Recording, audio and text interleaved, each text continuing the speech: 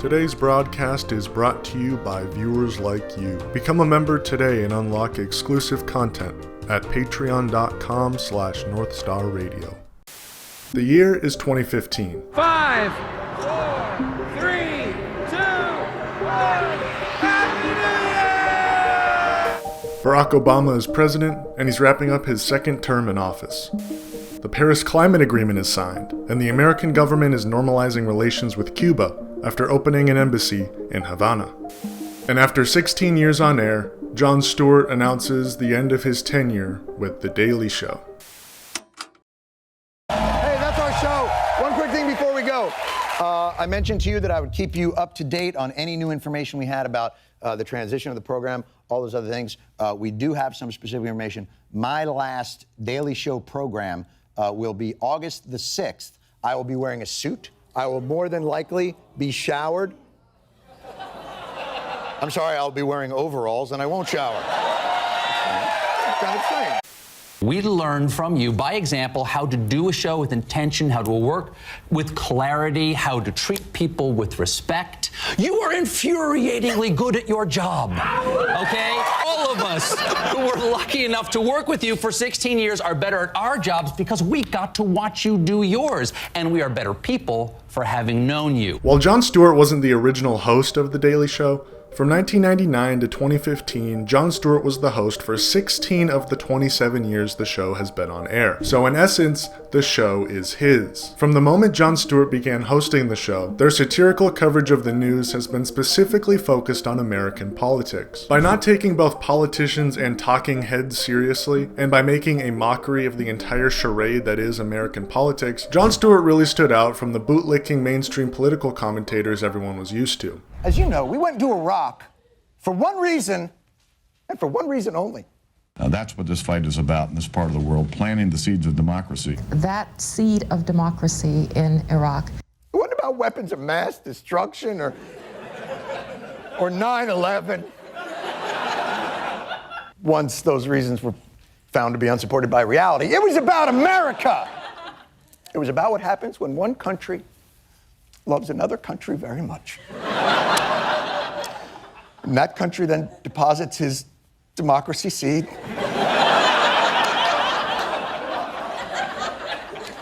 typically laser guided into another country's, let's say, fertile crescent. Jon Stewart had a thing for showing up onto other people's shows and making fun of how seriously they took themselves, all the while the host not realizing they're talking to a comedian and not a journalist. Welcome, Jon Stewart, to the No Spin Zone, everyone. How are you, sir? Okay. You know what's really frightening?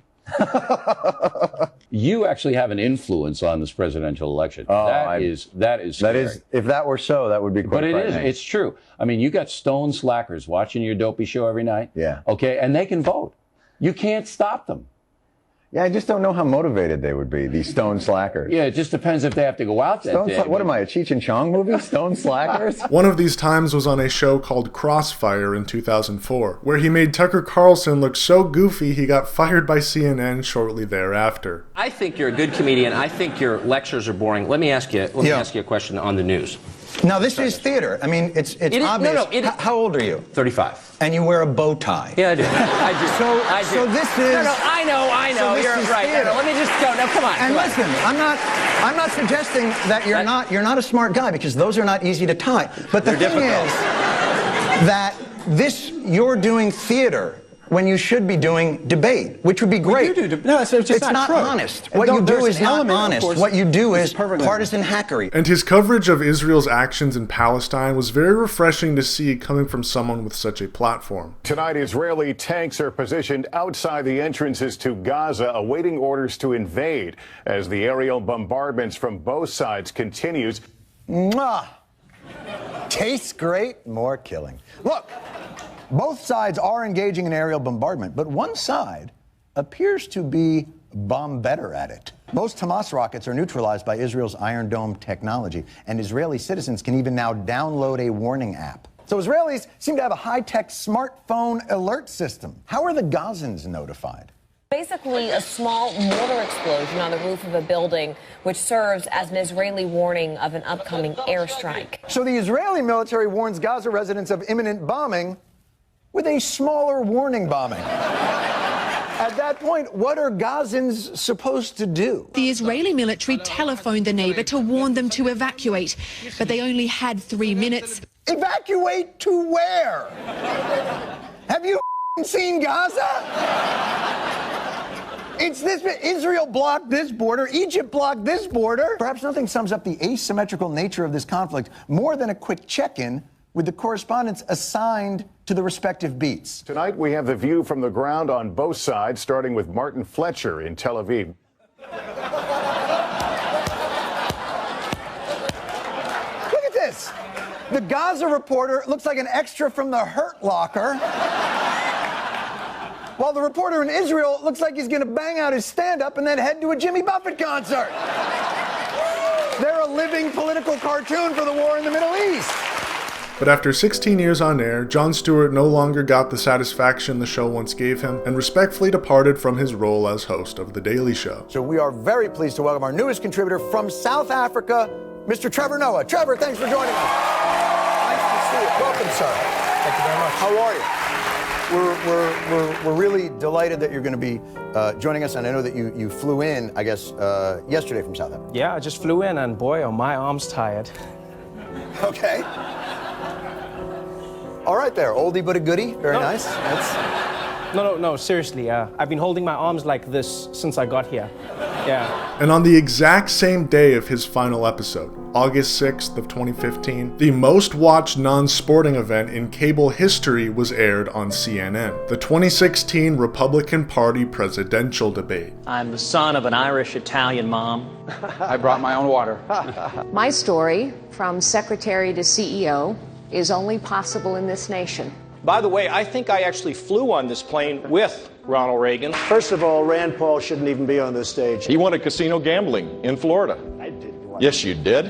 1 second. No. I didn't want to. You cannot take more energy tonight. I like that. I suggested to President Bush that he not go to war. Okay, so I just want that on the record. Arab name. Don't worry about me and Hillary. That'll all work out, and I'm from Ohio. But I'm from Ohio, though. White boy. I don't think a more symbolic transition could have been written, as for the next 4 years and counting, every political commentator, late-night host, and their mother was focusing their analysis on one thing and one thing only: Orange Man bad. Last night, around 9 o'clock, Trump tweeted, "Dat, dat, dat, dat, dat. Dat, dat, dat, dat, dat, dat, dat, dat, dat, dat." Now don't get me wrong, I hate Donald Trump just as much as the next guy. But believe me when I say, Donald Trump was a scapegoat. A guilty scapegoat for sure, but a scapegoat nonetheless. Why talk about real problems of life under American capitalism when instead we could focus all our journalistic power on making fun of a rich, senile, racist man running the country? Newsflash, every president is a rich, senile, racist white man. Except for one, and he was just half white.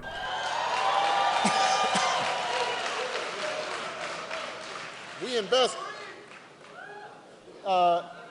Can I get some water?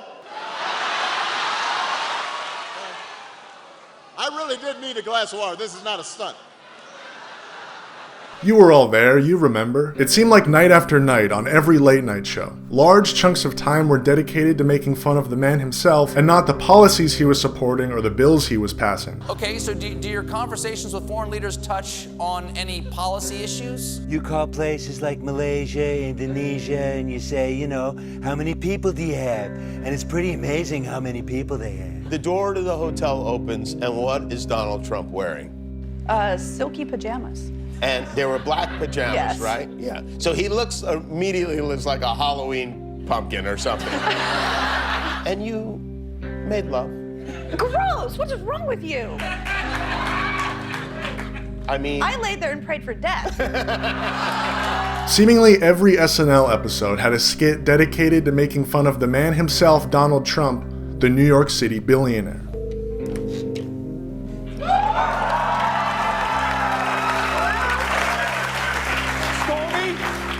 This is Michael Cohen. Are you alone? Yes? And what are you wearing? Excuse me? Good evening, America. I am going to be so good tonight. I am going to be so calm and so presidential that all of you watching are going to cream your jeans. He even went on Fallon and they tried to make him look like a nice guy.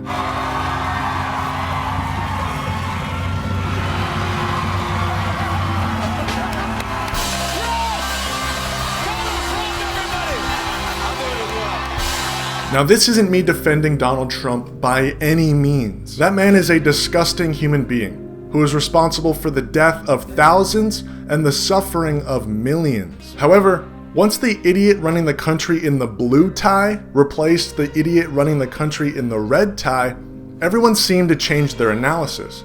And all of a sudden, he was just trying his best. At least he doesn't have those dystopian immigration prisons at the border like Trump did.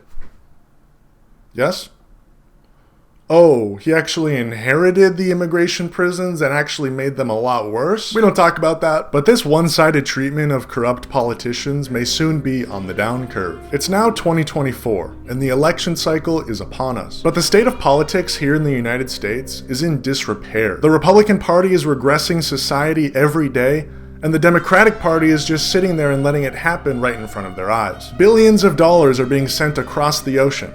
Not to help people that are being bombed, but to bomb people. All the while, the President of the United States can't even remember 8 years ago when he was the Vice President. The US President Joe Biden has been described as, quote, a well-meaning elderly man with a poor memory, and that he couldn't remember when he was Vice President. That was said by the US Special Counsel investigating the mishandling of classified documents. And right when we needed him the most, Jon Stewart returned as host and executive producer of The Daily Show.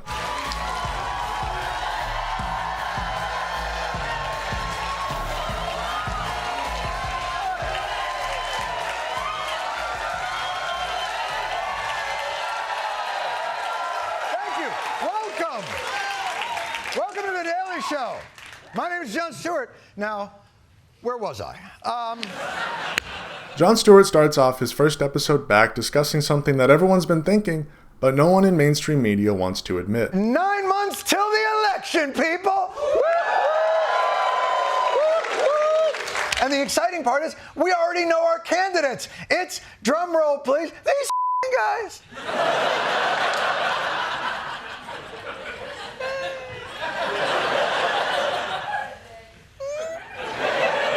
While there was plenty bashing of Trump, something that comes incredibly easy to a whole lot of people, Jon Stewart focused heavily on criticizing Biden and questioning his ability to lead a country, pinpoint Egypt on a map, as well as his downplaying of Israel's actions in Gaza over the past 5 months. These two candidates, they are both similarly challenged, and it is not crazy to think that the oldest people in the history of the country to ever run for president might have some of these challenges.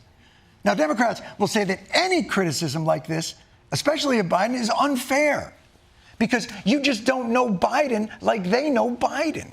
President Biden, who I've been around numerous times just in this last year, is sharp, he's focused, he's bright. He is sharp, intensely probing, and detail-oriented and focused.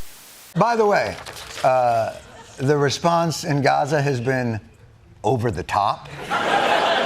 You know, I like how Biden describes Israel's incessant bombing of civilians the same way my mother talks about the Super Bowl halftime show.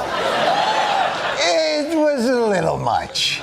He even said something I was incredibly surprised to hear. Something many political pundits on the left would be too afraid to admit, or simply too brainwashed to even realize. He pointed out that somehow Donald Trump is the mentally with it candidate of the two. I'm sorry, that was the wrong footage. That's the high-functioning candidate from 9 years ago, unable to recall if he has a good memory. Jon Stewart even went as far as to question the power of voting. The stakes of this election don't make Donald Trump's opponent less subject to scrutiny. It actually makes him more subject to scrutiny. The next 9 months or so, they're gonna suck. You're gonna get inundated with robocalls and push polls and real polls, and people are gonna tell you to rock the vote and be the vote and vote the vote and finger bang the vote. And it's all going to make you feel like Tuesday, November 5th is the only day that matters, and that day does matter. But man, November 6th ain't nothing to sneeze at, or November 7th. If your guy loses, bad things might happen, but the country is not over. And if your guy wins, the country is in no way saved. I've learned one thing over these last 9 years, and I was glib at best and probably dismissive at worst about this. The work of making this world resemble one that you would prefer to live in is a lunch pail job, day in and day out, where thousands of committed, anonymous, smart, and dedicated people bang on closed doors and pick up those that are fallen and grind away on issues till they get a positive result. And even then have to stay on to make sure that result holds. So the good news is, I'm not saying you don't have to worry about who wins the election. I'm saying you have to worry about every day before it and every day after. Forever. To nobody's surprise, liberals and conservatives alike were very unhappy to see this framing of the 2024 election. Susan Bordson says, emphasis on bored, Jon Stewart is no longer up to the task. He is incapable of an original idea, relied on lazy tropes that appeal more to the white dude bro demographic, and most importantly, has joined the DC press corps in their inability to see the forest for the trees. A fail, The Daily Show. The boomer metaphor about the trees went right over my head. Keith Olbermann said this, emphasis on ol' men. Well, after 9 years away, there's nothing else to say to the both sidesist fraud Jon Stewart bashing Biden except, please make it another 9 years. That writing was nearly impossible to understand. Longtime fans of Jon Stewart were clearly very happy to see his homecoming. And in response to some of the backlash, they said this. Jon Stewart successfully humiliated the absolute most annoying types of liberals in his first episode back. A massive success. I love that everyone was like, Jon Stewart, we need you. But the minute he criticizes Biden, they're like, no, not like that. Jon Stewart, it's not good both candidates for president have melting brains. It's a danger to democracy to have two men clearly this unwell mentally. Libs, Jon is a danger to democracy for pointing out that they both have melting brain, a thing no one would realize if unspoken. Even a self-described communist, Hassan Piker, is a fan of Jon Stewart. Growing up in Turkey, absolutely fascinated with American news, Jon Stewart was an interesting person to watch due to the fact that he seemingly was the only voice in mainstream TV that criticized America's foreign policy. Not embarrassed to admit he was a big inspiration. So clearly Jon Stewart is not afraid to call out Joe Biden or really any Democrat he has a problem with. And most fans of his already knew that. So why else is legacy media afraid of Jon Stewart? Well, in an interview for CBS where he discussed his return to The Daily Show, he mentioned why he left Apple TV, the network that's been his home only since the end of 2021. Well, I very much wanted to have some kind of place to unload thoughts as we get into this election season. And I thought I was going to do it over at, they call it Apple TV Plus. Yeah. It's a television enclave. Yes. Very small. Yeah. It's like living in Malibu. We've heard of it, yes. Yes. Right. But they decided that they felt that they didn't want me to say things. Typically, when a left-wing commentator is being censored by their own network, it's likely for an unjust cause. The network reportedly had issues with the subject matter Jon Stewart wanted to discuss, things like China, AI, and Israel. We're going to have so much we're going to talk about this year. Obviously, elections. Maybe we'll talk about China. Maybe we'll talk about AI. Maybe something a little lighter, Israel-Palestine. Who knows? In this interview, Jon Stewart also pointed out that the infighting between Democrats and Republicans is all a bit of a charade, and the just fight should be between corruption and integrity. I think it's a question of, what are the axes that we're working off of? I think generally you like to work off of the difference between corruption and integrity as opposed to right and left or Democrat and Republican. And if you focus on integrity and try and expose what you think is absurd or corrupt, it'll find its way to wherever it finds, but those are the parameters that you're trying to use. And before his return to The Daily Show, only 9 months ago, he heavily criticized and questioned the irresponsible spending of the Defense Department. Do you feel like these are unfair questions of somebody within a department of that size and scope? Do you feel that it's somewhat I think you unfair? have a particular thing you really want to talk about and you're asking me other questions, but I don't think it's unfair to ask me about the audit. It's absolutely the case that the United States military should be able to pass an audit, and we've got to be on that pathway to get there. But don't you think that does speak to the larger point that we're trying to get at, which is good journalism uncovers corruption? And okay, I mean, good journalism does uncover corruption, but I'm not sure these two things are linked. An audit is not. But they are. Okay, so you need to explain to me, do you understand what an audit does and the degree to which it is linked to the question that you're asking?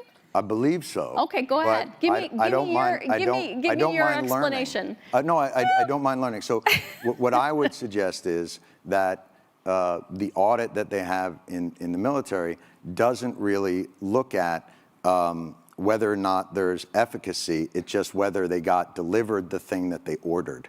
And that is any audit. That is any audit. That is true. But generally, those audits aren't $400 billion for Raytheon and $1.7 trillion for a plane that doesn't seem to be doing. Like, there is a lot of waste, fraud, and abuse within a system. Audits and waste, fraud, and abuse are not the same thing. But the main reason legacy media fears Jon Stewart is because he isn't afraid to question the building block that this country was supposedly built on. Democracy. And this isn't anything new for Jon Stewart. He has a track record of questioning this American democracy that everyone talks about. I was not elected to serve one party. You were not elected. Is he the best the Democrats can this do? year. I'd always thought in a democracy, and again, I don't know, I've only lived in this country. Thanks for staying with us. I'm Bill O'Reilly in a personal story segment tonight. He is the darling of the television critics, the host of The Daily Show on Comedy Central, and now has a book called America, A Citizen's Guide to Democracy in Action. In action, one word. Jon Stewart couldn't be more correct. Because we do not live in a democracy, yet the term democracy is used as a weapon against us. Because even if living in this country has become harder and harder for working class Americans ever since the 1970s, the government alongside the capitalist class can continue to lie to us and reassure us that we live in a democratic society. One person, one vote. Let me remind you, 2 of the last 4 presidents didn't even win the popular vote. And the Supreme Court, the tiny group of 9 people that can overturn abortion rights at the drop of a hat, those people aren't democratically elected. Those people were appointed by the president, 3 of which were appointed by a president that didn't even win the popular vote. We don't live in a democracy, folks. This type of comedy, this type of analysis that Jon Stewart is not afraid to discuss, is exactly what this country needs right now. Because whether subconsciously or consciously, nearly everyone in this country hates both the Democratic Party and the Republican Party. They've just been forced to pick a side. Neither of these 2 parties represent the working class. And the sooner people realize that, the sooner this country starts moving in the right direction. The more we talk about both parties not representing us, as Jon Stewart did in his return to The Daily Show, the sooner people will realize it's the system that's the problem, and not the evil guy in the blue or the evil guy in the red. Thank you for watching North Star Radio. Peace and love, and free Palestine.